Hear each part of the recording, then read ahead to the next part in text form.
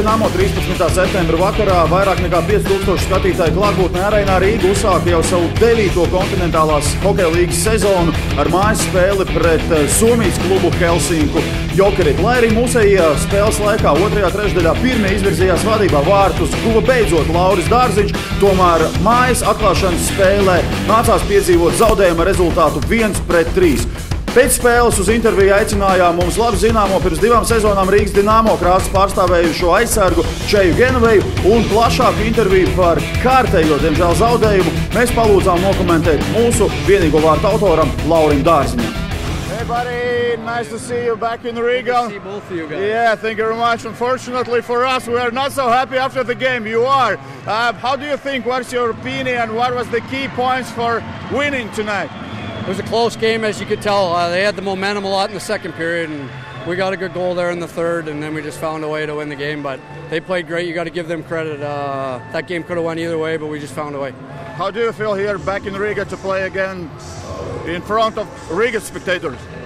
It's fun. Got to walk around the city a little bit last night and see some of the guys here. And this is a bit of home here, and it was a really enjoyable game. It was a hard-fought battle. This season you are playing Finn hockey. How it is? That's good. Helsinki's a great city. Guys are great, and we're hoping for big things. Thank you very much. Good luck in the next games. Atklāšanas spēle, diemžēl zaudējums. Uzreiz jautājums, kas pietrūka, kāpēc neizdevās noturēt to kaut vai minimālo pārsvaru? Tās pašas kļūdas, tikai cita diena, laikam jāsaka tā. Atkal, teiksim, trešā periodā daudz noraidījāmies. Es domāju, nav jau gluži tā, ka visi tur iet ārā un domā, jau davai tagad noraidīšos. Ja? Es domāju, pišķiņi pieklibo kaut kur mūsu teiksim, strādāšanu kopā kā maiņai. Kāds izkrīt no tās sistēmas, citam jāglāb, līdz ar to jākavē neatļaut ir pretinieks un dabūnam noraidījumu. Diemžēl, lai arī man liekas, mēs vismaz pēdējās spēles diezgan tā formācija mūsu ir diezgan normāla mazākumā, bet vienalga kaut kādas otrās iespējas pretinieks atrod vai tas ir nulles pielikšana vai atlikušā ripa, viņi tomēr atrod un tas diemžēl izšķir spēli. Personīgi priekš tevis beidzot gūti vārti, vai tā pārliecība un pašsajūta uz vārtu gūšanu varētu būt tāda stabilāka šobrīd? Es domāju, mēs jau esam sarunājuši komandā, ka mēs to ķīmiju meklēsim, protams, uzvarās. Jo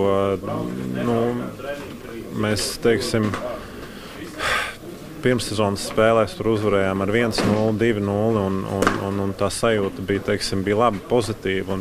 Neviens tur neanalizēja, kurš samets un kurš nav samets. Un līdz ar to tu gāji uz nākamo spēli, tu zinās, ka pa vienu goliņu vairāk iemetīs, ja ne tu personīgi, tad tavs partners.